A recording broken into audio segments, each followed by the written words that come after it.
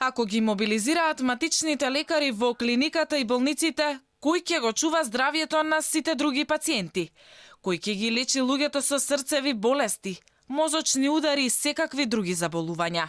Ова се дилемите на матичните лекари откако се повеќе се наметнува сценариото дека тие ќе треба да застанат на иста линија со инфектолозите. Реална опција со оглед на големиот број заразени доктори до овој момент.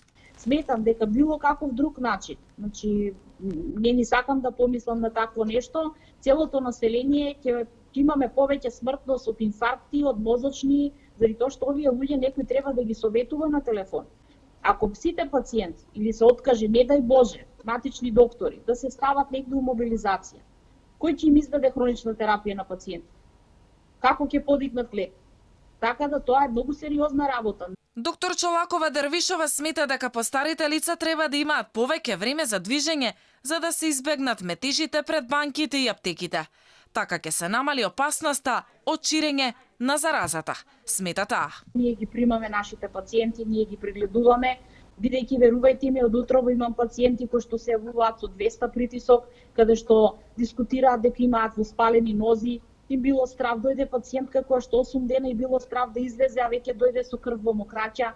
Значи, ние мора некако ова да се растеретат овие мерки и овие сите моменти кои што се на забрани, заради тоа што пациентите, верувајте ни патат и страдаат од други диагнози. Инаку досега повеќе од 120 здравствени работници во земјава се заразени од коронавирус, со што мобилизацијата на матичните лекари е можното сценарио во иднина.